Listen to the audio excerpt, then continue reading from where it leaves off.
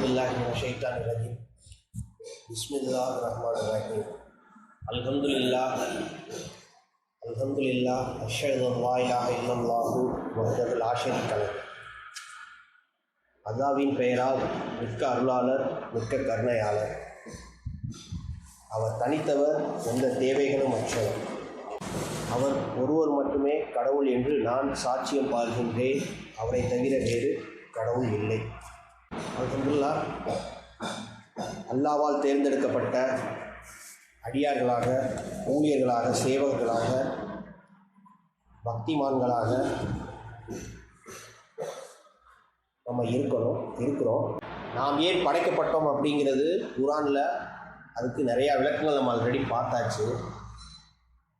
ஒருத்தர் சொன்ன ஒரு வார்த்தை தான் பயானில் இன்னும் எனக்கு எப்போ பார்த்தாலுமே என்னுடைய ஆதிக்கத்தையும் என்னுடைய அகந்தையும் அடிக்கிறது அந்த ஒரு வார்த்தை தான். உலகத்திலே மிகப்பெரிய கெட்ட வார்த்தை அப்படிங்கிறது நான் செஞ்சேன், நான் பயான் எடுத்தேன், நான் பண்ணேன் அப்படிங்கிறது. நான் என் குடும்பத்தை பாதுகாத்தேன், நான் என் குடும்பத்தை முன்னேற்றம் அடைய செய்தேன் அப்படின்னு சொல்லும்போது என்னால் தான் இவர் படித்தார் இப்படின்ட்டு நீங்கள் உங்களைய முன்னிலைப்படுத்தி ஒவ்வொரு விஷயத்தையும் சொல்கிறது அப்படிங்கிறது சரியான ஒரு செயல் கிடையாது, சரியான ஒரு வார்த்தையும் கிடையாது. அதனால் அந்த ஒருத்தர் சொன்ன ஒரு வார்த்தை தான் சரணடைதல் உள்ளவர் நான் அப்படிங்கிறது தான் உலகத்திலேயே மிகப்பெரிய கெட்ட வார்த்தையாக இருக்குது அப்படின்ட்டு. அப்போ நாமெல்லாம் யார் அப்படின்ட்டு அந்த கேள்வியை கேட்டோமா, அப்போ நம்மலாம் கடவுள் முன்னாடி ஒன்றுமே கிடையாது, ஜீரோ தான். நான் அப்படிங்கிறதே கெட்ட வார்த்தை அப்படிங்கிறாரு.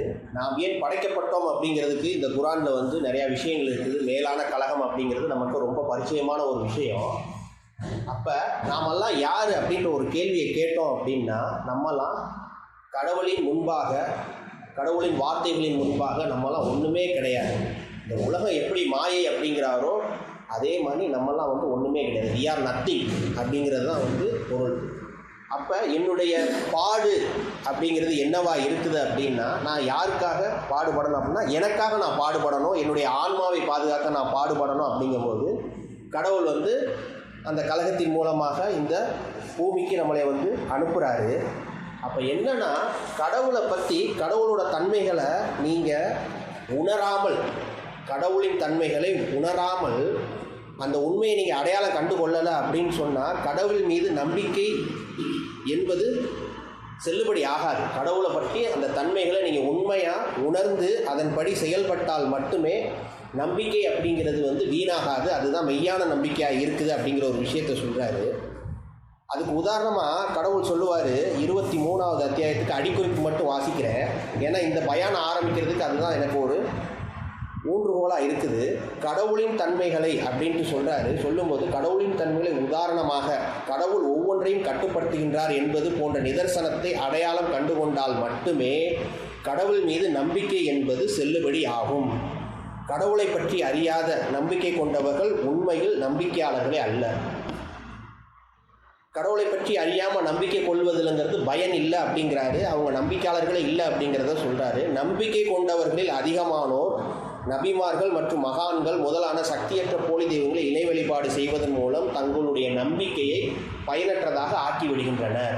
அப்போ என்னுடைய பாடு, நான் என்னையை காப்பாற்றிக்கணும், என்னுடைய ஆன்மாவை நான் காப்பாற்றிக்கணும் அப்படின்னு சொன்னால் நான் கடவுள் சொல்கிற சட்டத்திட்டங்களை சரியான முறையில் பின்பற்றணும். கடமைகள், கட்டளைகள் அனைத்தையுமே என்னை காப்பாற்றிக்கணும்.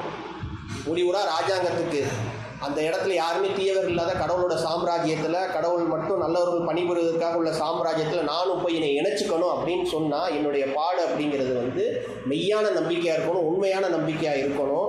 அப்போ கடவுளோட தன்மைகளை உணராமல் அந்த நம்பிக்கை கொள்வது என்பது பயன் அளிக்காது அப்படிங்கிறத கடவுள் நமக்கு கற்றுக் கொடுக்குறாரு.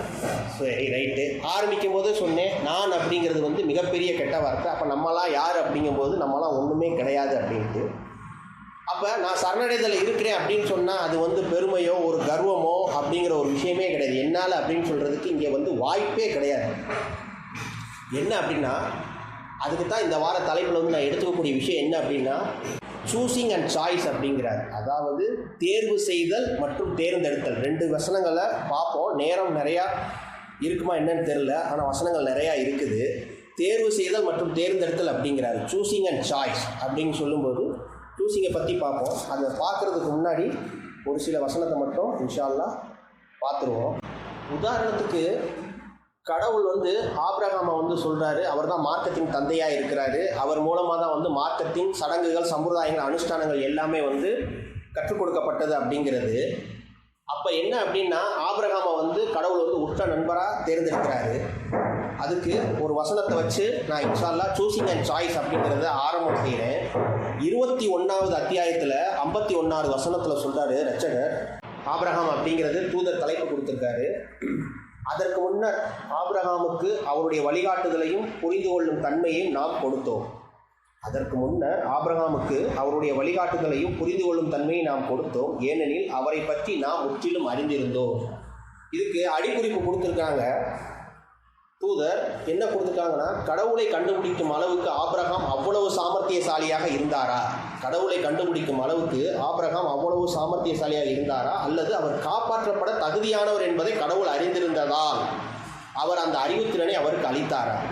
இப்போது வெளிப்பட்டுள்ளபடி நம்மிடையில் மீட்சிக்கு தகுதியானவர்களை மீட்டுக் கொள்வதற்காகவே இந்த முழு உலகமும் படைக்கப்பட்டுள்ளது. மனிதர்கள் மற்றும் ஜின்கள் ஆகிய கலகக்காரர்கள் அனைவரும் கடவுளின் சாம்ராஜ்யத்தை விட்டு வெளியேற்றப்பட வேண்டும் என்று வானவர்கள் யோசனை கூறிய பொழுது கடவுள் கூறினார், நீங்கள் அறியாதவற்றை நான் அறிவேன். அதே நேரத்தில் ஒரு தெய்வமாக சாத்தானின் தகுதியின்மையை இவ்வுலகம் நிரூபிக்கின்றது. அது 2:30 வருது அதுக்கு.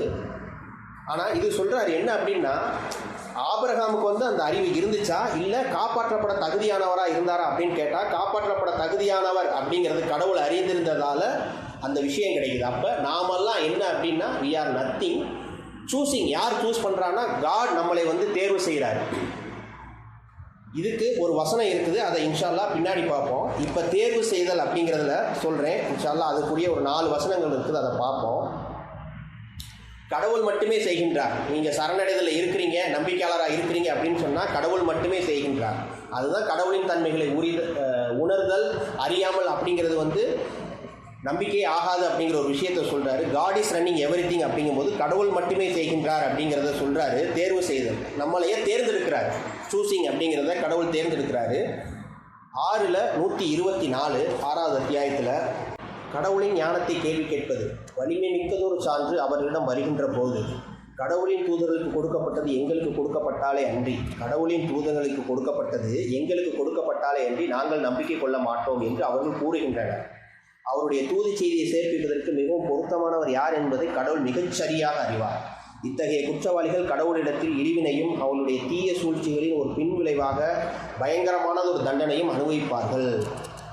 கீழே சொல்கிறாரு அடிக்குறிப்பு, கடவுளின் தூதர்களை தேர்ந்தெடுப்பதில் அவருடைய ஞானத்தை சந்தேகிக்குமாறு சில மக்களை தூண்டுகின்ற மானிட பண்புகளாக பொறாமை மற்றும் அகந்தை ஆகியவை உள்ளன.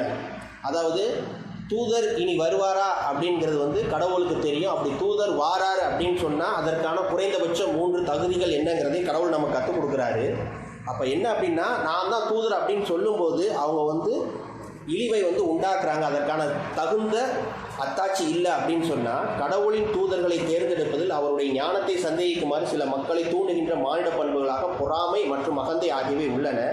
கடவுளின் உடன்படிக்கை தூதர் மூலமாக குரானின் கணித குறியீடு வெளிப்படுத்தப்பட்டது குறித்து சீர்கெட்டு போன முஸ்லீம்கள் இந்த கூற்றை கூறியுள்ளனர். இவர் மூலமாக தான் இந்த வெளிப்பாடு வரணுமா, இவர் பார்க்கறதுக்கு நம்மளே மாதிரி ஒரு சாதாரண மனிதன், நமக்கே அந்த எண்ணம் தோன்றும். ஆனால் கடவுளுக்கும் கடவுளுடைய தூதருக்கும் கீழ்ப்படுகிறது நம்பிக்கையின் ஒரு முக்கியமான நிலை அப்படிங்கிறார். கடவுள் என்ன சொல்கிறாரோ, கடவுளின் மூலமாக தூதர் என்ன சொல்கிறாரோ அதுக்கு நம்ம கேட்டோம் கட்டுப்பட்டோம் அப்படின்ட்டு இருக்கணும். அதுதான் நம்பிக்கையின் முக்கியமான ஒரு நிலையாக இருக்குதுங்கிறாரு. அவங்க தான் உண்மையான நம்பிக்கையாளர்களாக இருக்கிறாங்க. அதை குறித்து நீங்கள் எந்த கேள்வியும் கேட்கக்கூடாது அப்படிங்கிறத கடவுள் நமக்கு கற்றுக் கொடுக்குறாரு.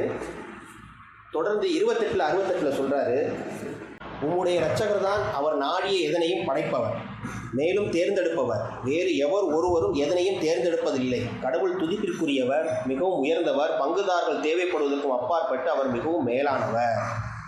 தூதர்களுக்கு நம்முடைய மறுமொழி அப்படின்னு சொல்கிறாரு, உம்முடைய இரட்சகர் தான் அவர் நாடிய எதனையும் படைப்பவர். அதாவது கடவுள் தான் தேர்ந்தெடுக்கிறாரு.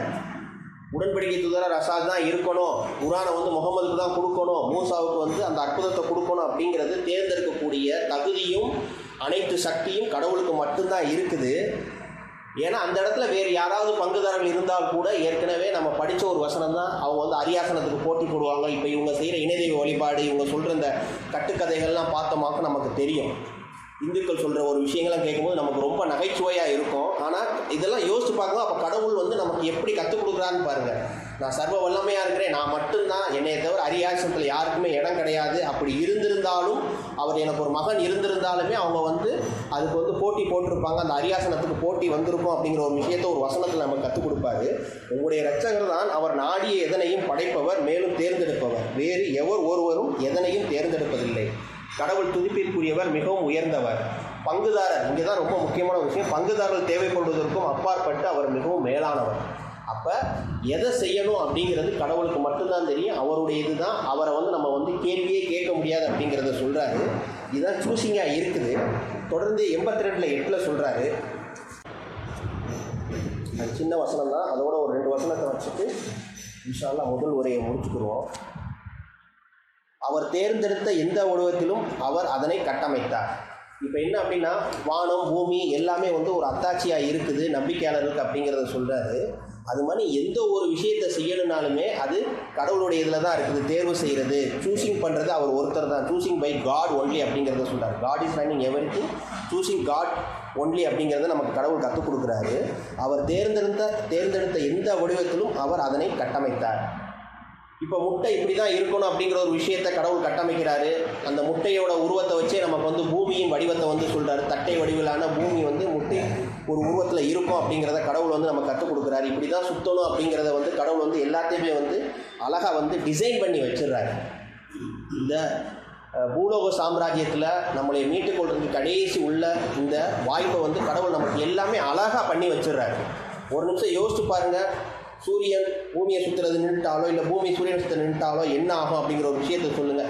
அதுக்கேற்ற மாதிரி நான் அதை வந்து வடிவமைச்சிருப்பேன் அப்படிங்கிறாரு. நிழலே இல்லாட்டி அப்படின்னா நிழல் ஒரு இடத்துல இருக்கிற மாதிரி இருந்தால் அதுக்கேற்ற மாதிரி நம்ம வந்து சூரியனை வந்து நம்ம வந்து வடிவமைச்சிருப்போம் அப்படிங்கிறாரு. அப்போ தேர்வு செய்தல் அப்படிங்கிறது கடவுள் கையில் தான் இருக்குது. நான் இதில் இருக்கிறேன் அப்படின்ட்டு ஒரு என்ன சொல்கிறது, ஒரு ஆணவமோ இல்லை அப்படின்னு சொன்னால் அதன் மூலம் நமக்கு ஒரு தற்பெருமையோ எதுவுமே வந்துடவே கூடாது.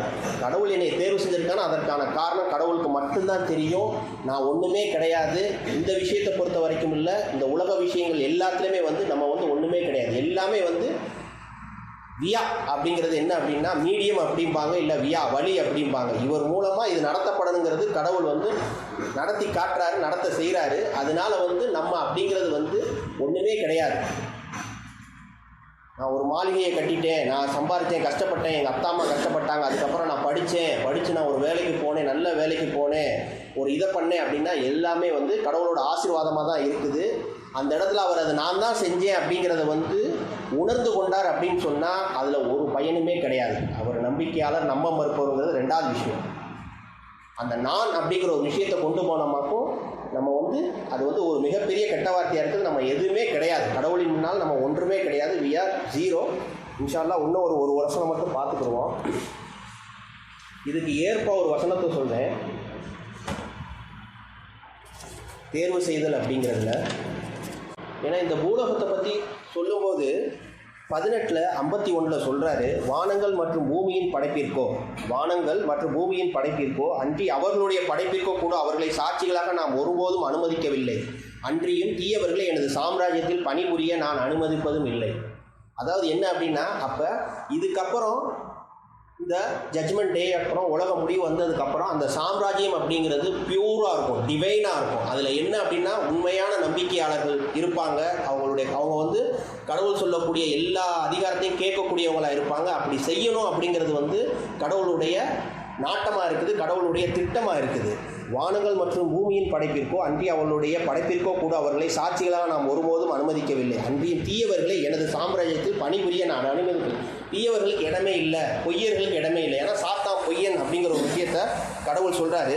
அதுக்கு தான் கீழே கொடுத்துருக்காங்க ஃபுட்நோட்டு, சாத்தானும் அவனுடைய ஆதரவாளர்களும் அப்படின்ட்டு ஜின்கள் மற்றும் மனிதர்கள், அதாவது சைத்தான் மற்றும் மனிதர்கள் அப்படிங்கிறத சொல்கிறாரு. தவறான முடிவை மேற்கொள்ளப் போகின்றன என்பதை கடவுள் அறிந்திருந்தார். இதனால் தான் படைப்பின் செய்முறைக்கு சாட்சிகளாகவிலிருந்து அவர்கள் விலக்கி வைக்கப்பட்டனர். அதாவது இவங்கெல்லாம் வந்து நம்ம மரத்தில் இருக்காங்க, சாத்தானும் மனிதர்களும் அப்படிங்கிறது கடவுளுக்கு தெரிஞ்சனால தான் சில இதுக்கு வந்து சாட்சிகளாக இல்லாமலே நம்ம வந்து செய்முறையை வந்து உண்டாக்கிட்டோம் அப்படிங்கிறத சொல்கிறார். இதனால்தான் படைப்பின் செய்முறைக்கு சாட்சிகளாவதிலிருந்து அவர்கள் விலக்கி வைக்கப்பட்டனர் அப்படிங்கிற ஒரு விஷயத்த சொல்கிறார்.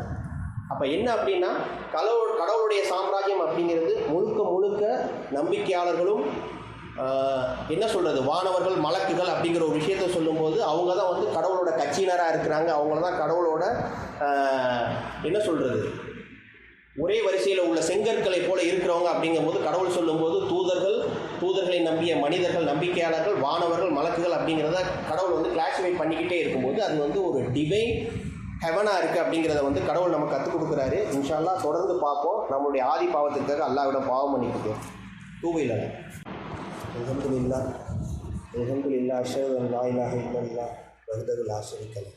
அல்லாஹ்வின் பெயரால் மிக்க அருளாளர், மிக்க கருணையாளர். அவர் தனித்தவர், எந்தவித தேவைகளும் அற்றவர்.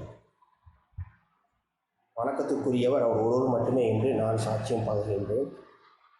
அடுத்து சாய்ஸ் அப்படிங்கிறத சொல்கிறார், தேர்ந்தெடுக்கிறத பற்றி சொல்கிறாரு.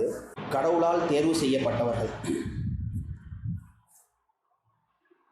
38-47 அத்தியாயத்தில் அவர்கள் தேர்ந்தெடுக்கப்பட்டனர் ஏனெனில் அவர்கள் நன்னறி மிக்கவர்களில் இருந்தனர். 38-47 சொல்கிறாரு. ஏன் நம்மளை தேர்ந்தெடுக்கிறாங்க அப்படின்னா, கடவுள் ஏன் நம்மளை தேர்ந்தெடுக்கிறாங்க, அவர்கள் தேர்ந்தெடுக்கப்பட்டனர் ஏனெனில் அவர்கள் நன்னறி மிக்கவர்களில் இருந்தனர். நம்பிக்கையாளர்களுக்கு கடவுள் ஈடு செய்கின்றார் அப்படின்னு சொல்கிறாரு. அப்போ நான் இதுக்கு முன்னாடி முதல் உரை முடிக்கும்போது சொன்னேன், அல்லாஹ்வுடைய சாம்ராஜ்யத்தில் வந்து தீயவர்களுக்கு வந்து இடமே கிடையாது, பொய்யர்களுக்கு இடமே கிடையாது. அப்போ கடவுளுக்கு தெரிஞ்சிருச்சு சாத்தானோட இந்த மனிதர்கள் வந்து இசைந்து செயல்படுவாங்க. அப்படிங்கும்போது கடவுள் தெரிஞ்சிருக்கிறனால வந்து அவங்க வந்து நம்ப மறுப்பவர்களாக இருக்கிறாங்க. நம்பிக்கையாளர்கள் அப்படிங்கிறது வந்து கடவுளால் தேர்ந்தெடுக்கப்படுறாங்க. அவர்கள் தேர்ந்தெடுக்கப்பட்டனர் ஏனெனில் அவர்கள் நன்னறி மிக்கவர்களில் இருந்தனர். தொடர்ந்து சொல்கிறாரு, கடவுளின் பாதையில் இருப்பதை அப்படின்னு சொல்கிறாரு. 148 2வது அத்தியாயத்தில் 148 நீங்கள் ஒவ்வொருவரும் பின்பற்றுவதற்குரிய திசையை தேர்ந்தெடுக்கின்றீர்கள். நீங்கள் நன்னறியின் பால் விரைந்திட வேண்டும். நீங்கள் எங்கிருந்த போதிலும் உங்கள் அனைவரையும் கடவுள் ஒன்று திரட்டுவார். கடவுள் சர்வசக்தி உடையவர். அதாவது கிப்லா வந்து ஜெருசலத்திலிருந்து மறுபடியும் இங்கிட்டு திருப்பும்போது அதில் நம்பிக்கை கொள்ளாமல் அதை வந்து சந்தேகத்தோடு இருக்கிறவங்க வந்து கேள்வி கேட்குறாங்க. ஆனால் கடவுள் மூலமாக தூதர் சொன்னதை கேட்டவங்க வந்து நம்பிக்கை கொள்கிறாங்க. இவங்க தான் நன்னறியாளர்களாக இருக்கிறாங்க அப்படிங்கிற ஒரு விஷயத்தை சொல்கிறாரு. நீங்கள் ஒவ்வொருவரும் பின்பற்றுவதற்குரிய திசையை தேர்ந்தெடுக்கின்றீர்கள். நீங்கள் நன்னறியின் பால் விரைந்திட வேண்டும். நீங்கள் எங்கிருந்த போதிலும் உங்கள் அனைவரையும் கடவுள் ஒன்று திரட்டுவார். கடவுள் சர்வசக்தியுடையவர். அதுக்கு அடிக்குறிப்பு நமக்கு ரொம்ப பரிச்சயமான ஒரு விஷயந்தான். கிப்லா வந்து மாற்றப்படக்கூடிய ஒரு விஷயத்தை வந்து கடவுள் வந்து நமக்கு வந்து சொல்கிறாரு. தொடர்ந்து சொல்கிறாரு. 1976 சொல்கிறாரு, சாய்ஸ் அப்படிங்கிறதுல வழிகாட்டப்பட்டவர்களாவதை தேர்ந்தெடுத்தோருடைய வழிகாட்டலை, யாரெல்லாம் நம்பிக்கை கொள்கிறாங்க, யாரெல்லாம் வந்து நன்னறியாளர்களாக இருக்கிறாங்க அப்படிங்கிறத வழிகாட்டப்பட்டவர்களாவதை தேர்ந்தெடுத்தோருடைய வழிகாட்டலை கடவுள் அதிகரிக்கின்றார். ஏனெனில் நல்ல செயல்கள் உம் இரட்சகரால் நிரந்தர வெகுமதி அளிக்கப்படுகின்றன, மேலும் மிக மேலான லாபங்களை கொண்டு வருகின்றன. உங்களுடைய பாடு அப்படிங்கிறது நான் ஆரம்பிக்கும் போது சொன்ன, உங்களுடைய உழைப்பு ஒருபோதும் வீணாகக்கூடாது. நீங்கள் செய்யக்கூடிய செயல்களுக்கு உங்களுக்கு லாபம் பன்மடங்காக பெருக்கப்படும் அப்படிங்கிறது இதைத்தான் கடவுள் சொல்கிறாரு. நீங்கள் நம்பிக்கை கொண்டு உங்களுடைய நம்பிக்கையில் நன்னறியை நீங்கள் செலுத்திக்கிட்டே இருக்கும்போது அந்த சுவனத்திற்கு உண்டான வெகுமதிங்கிறது இதுதான் சொல்கிறார். இதுதான் மேலான லாபமாக இருக்குது அப்படிங்கிற ஒரு விஷயத்தை சொல்கிறாரு. ஏன்னா அந்த இடத்துல வந்து அவங்க உணர்ந்துட்டாங்க, நம்ம தவறு செஞ்சுட்டோம், நம்ம வந்து கடவுளை மட்டும் பின்பற்றலை, வணங்கலை அப்படிங்கும்போது அவங்க வந்து அவங்களுடைய குழந்தைகளையும் வந்து கொடுத்துருவாங்க. இந்த உலகம் முழுக்க வந்து தங்க இருந்தாலும் அதுக்கு சாத்தியமானாலும் கூட கொடுத்தாலுமே வந்து அது வந்து பயனளிக்காது அப்படிங்கிற ஒரு விஷயத்தை சொல்கிறார். அப்போ நீங்கள் எதுக்கு பாடுபடணும்? என்னையை நான் காப்பாற்றிக்கணும். நான் எப்படி படைக்கும்போது தனியாக கடவுளால் வந்து படைக்கப்பட்டு தனியாக வாரணும், அதை என்னையை நான் பாதுகாத்துக்கணும். அந்த இடத்துல போய் நான் வந்து என்னுடைய பெற்றோரையோ என்னுடைய மனைவியோ வந்து சார்ந்து இருக்கவே முடியாது. எனக்கு நான் தான் பொறுப்பு. அப்போ என்னுடைய பாடு, என்னுடைய உழைப்பு அப்படிங்கிறது சரியான முறையில் இருக்கணும். அதை கடவுள் தேர்ந்தெடுக்கிறாரு. அதற்கான விஷயங்களை கடவுள் உங்களுக்கு வந்து கற்றுக் கொடுத்துக்கிட்டே இருக்காரு, காட்டிக்கிட்டே இருப்பார் அப்படிங்கிறது நன்கு நமக்கு தெரியும். ஆனால் அங்கே வந்து அந்த அகந்தை அப்படிங்கிறத நம்ம கொண்டுட்டு எடுக்கிறோமா? அப்போ அதுவுமே வந்து என்ன அப்படின்னா, நான் யார் அப்படிங்கும்போது ஒன்றுமே கிடையாது. ஏன்னா இதில் சொல்லக்கூடிய மிக பெரும் தவறுகள் எல்லாமே, குரானில் சொல்லக்கூடிய சுட்டி காட்டக்கூடிய தவறுகள் எல்லாமே நான் பண்ணியிருக்கிறேன். அப்போ நான் யோசிச்சு பார்க்குறேன், கடவுள் இந்த குரானை படிக்கும்போது அப்போ நம்மளை எப்படி தேர்ந்தெடுத்தார்? இப்போ அந்த பெருமையை போய் எங்கள் அண்ணையை வந்து சுட்டி காட்டினான்னு அவருக்கு அந்த பெருமை செருமான கிடையாது. அவர் மூலமாக அவ்வளோதான் வந்து சொல்கிறார், இதுதான் மார்க்கம், இதுதான் சத்தியமாக இருக்குது அப்படின்ட்டு. எங்கள் அண்ணன் வந்து என்கிட்ட சொல்லும்போது ஒரு டீனேஜில் அதை நம்ம கேட்கும்போது கேட்டோம் கட்டுப்பட்டோம் அப்படின்ட்டு இருக்குது. அப்போ இந்த குரானை திரும்பி திரும்பி நம்ம படிக்கும்போது இதில் சுட்டி காட்டக்கூடிய அனைத்து தவறுகளையும் நம்ம செய்திருக்கோம் அப்படின்னா கடவுள் எதுக்கு நம்மளை தேர்ந்தெடுத்திருக்கோம்? அப்படின்னா கடவுளுடைய கருணையை நீங்கள் அப்போ தான் வந்து உணர முடியும். அதை நீங்கள் ஃபீல் பண்ணீங்க அப்படின்னு சொன்னால் உங்களுடைய ஆன்மா ரொம்ப இலகுவாயிருக்கும்.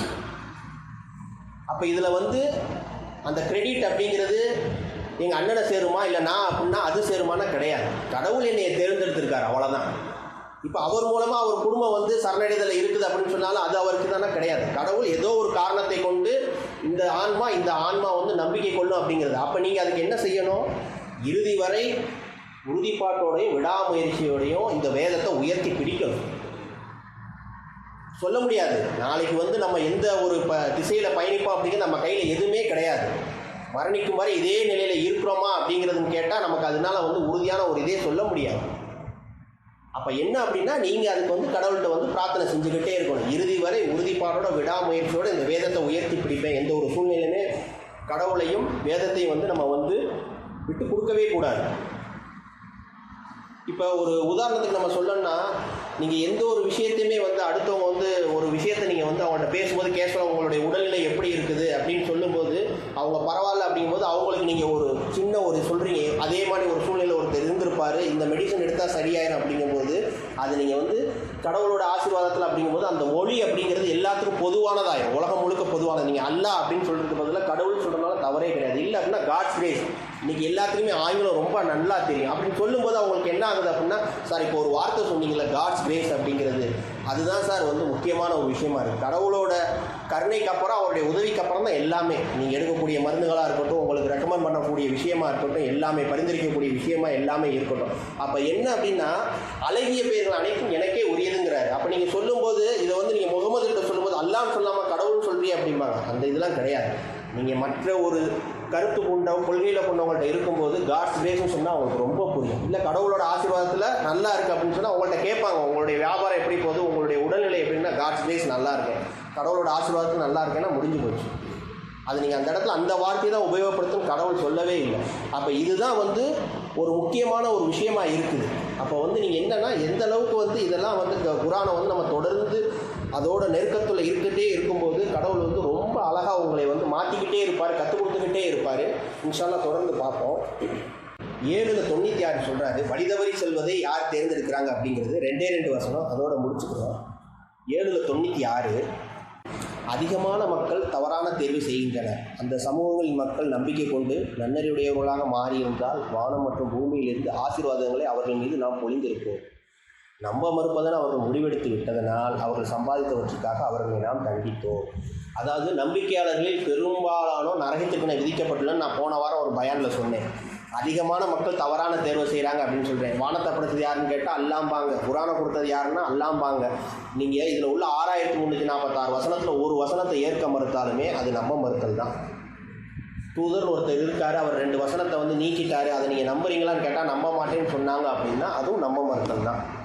9வது அத்தியாயத்தில் இதுதான் வசனம், மொத்த வசனமே 127 தான், 129 கிடையாது. இதை தூதர் சொல்கிறார். தூதர்னா யார் அப்படின்னு சொல்லும்போது நீங்கள் குரானை நம்புறீங்களான்னு கேட்டால் நம்புறேன்னு சொல்லுவாங்க.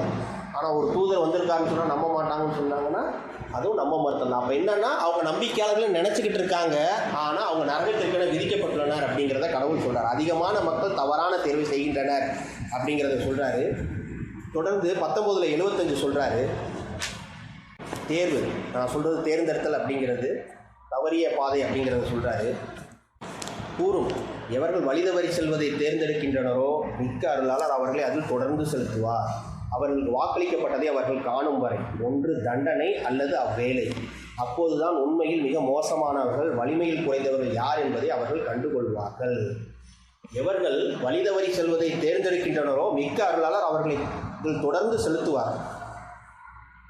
அவர்களுக்கு வாக்களிக்கப்பட்டதை அவர்கள் காணும் வரை ஒன்று தண்டனை. அது என்னன்னா அல்லாஹ் கொடுக்கறது இந்த உலகத்திலே வந்து அதை வந்து நம்ம சுவைக்க செய்வோம் அப்படிங்கிறத சொல்கிறாரு. ஒன்று தண்டனை அல்லது அவ்வேலை அப்படிங்கிறது இந்த ஜட்மெண்ட் டேயை சொல்கிறாரு. அப்போது தான் உண்மையில் மிக மோசமானவர்கள் வலிமையில் குறைந்தவர்கள் யார் என்பதை அவர்கள் கண்டுகொள்வார்கள்.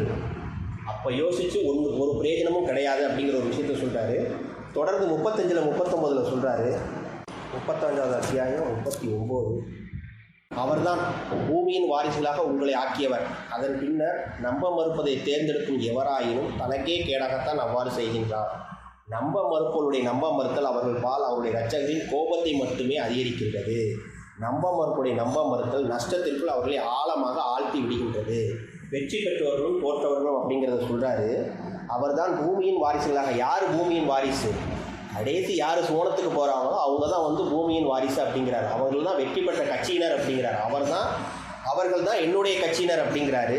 அவர் தான் பூமியின் வாரிசுகளாக உங்களை ஆக்கியவர். அதன் பின்னர் நம்ப மறுப்பதை தேர்ந்தெடுக்கும் எவராயினும் தனக்கே கேடாக தான் அவ்வாறு செய்கின்றார். அப்படி இருந்துட்டு தொடர்ந்து சொல்கிறாரு, நம்ப மறுத்தல் அவர்களின் பால் அவர்களுடைய இரட்சகரின் கோபத்தை அதிகரிக்க மட்டுமே செய்கின்றது. நம்ப மறுத்தல் நஷ்டத்திற்குள் ஆழமாக அவர்களை ஆழ்த்தி விடுகின்றது. என்ன சொல்கிறாருன்னு பாருங்கள் கடவுள். நீங்கள் தேர்ந்தெடுத்துட்டீங்களாக்க அதன் வழியே செலுத்திடுவேன், என்னுடைய கோபத்துக்கு ஆளாகிறீங்க. அந்த கோபம் மறுபடியும் உங்கள் நம்ப மறுத்தல் போய் மிக பெரும் நஷ்டத்தில் ஆழ்த்திரும் அப்படிங்கிற ஒரு விஷயத்தை சொல்கிறாரு. கடைசியாக நாமளே எப்படி நம்ம கடவுள் சொல்கிறாருல்ல, பூமியில் ராஜாக்களும் ராணிகளாக அவங்க அந்த ஆன்மாவை புரிஞ்சுக்கிடுவாங்க அப்படிங்கிறது ஏதாவது ஒரு பாயிண்ட் ஆஃப் வியூவில் நீங்கள் அப்படியே வந்துக்கிட்டே இருக்கீங்க. உங்கள் வாழ்க்கை போய்கிட்டே இருக்கும். இதோடு முடிச்சுக்கிறேன். இப்போ ஒருத்தர் ஒரு தொழில் செய்வார், இன்னொருத்தர் ஒரு வேலை பார்ப்பார், இன்னொரு தொழில் செய்வார். அவர் பொருளாதாரத்தில் ஒருத்தர் மேலே இருப்பாங்க. பார்த்தா டக்குன்னு அவர் என்ன செய்வார், ஒரு வீடை வாங்கிடுவார், ஒரு காரை வாங்கிடுவார். பார்க்கும்போது நமக்கு ஆசையாக இருக்கும். ஆனால் ரொம்ப ஆசைப்பட மாட்டோம். இப்படி இருந்தால் நம்ம குடும்பத்தை நம்ம சொகுசாக ஒரு இடத்துக்கு கூட்டு போகும், மலையில் நனையாமல் கூட்டு போகலாமே, டூ வீலரில் கூட்டு போகிறதுக்கு காரில் கூட்டு போகலாமே அப்படிங்கிற ஒரு எண்ணம் வரும். இப்போ என்ன அப்படின்னா அது சூழ்நிலைகள் பொறுத்து மாறுது. ஏன்னா உலகம் அப்படி தான் கட்டமைக்கப்பட்டிருக்குது.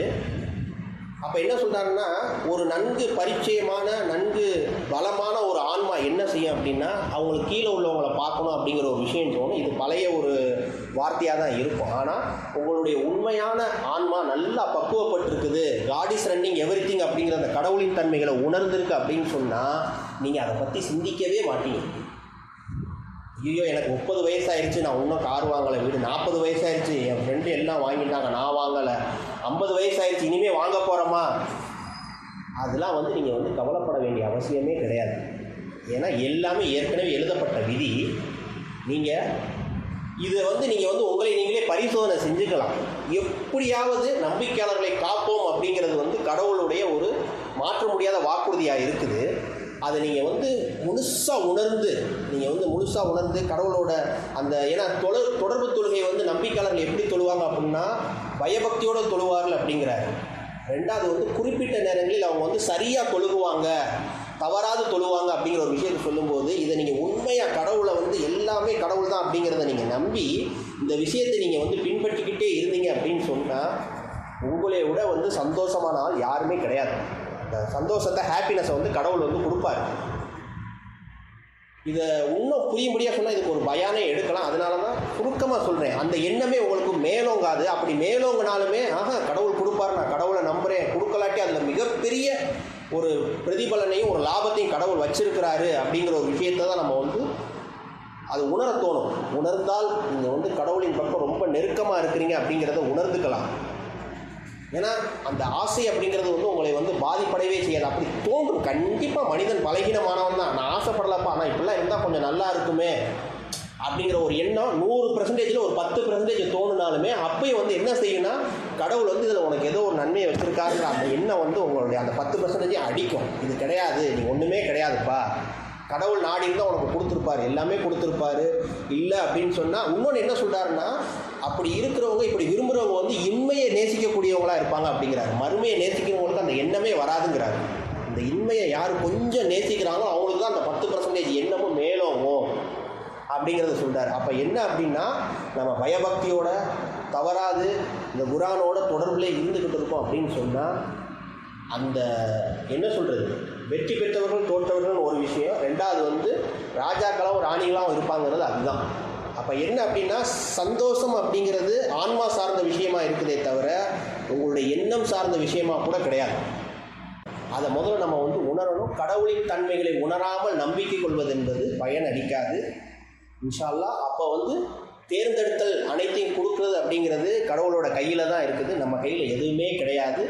We are nothing, we are zero, அவ்வளோதான். கடவுள் முன்னாடி நம்ம வந்து ஒன்றுமே கிடையாது. நம்மளையே காப்பாற்றிக்கணும் இன்ஷா அல்லாஹ். அதுக்கு நம்ம கடவுள் சொன்ன சட்டத்திட்டங்கள் படி நம்ம வந்து பின்பற்றணும். அக்கி முசலம்.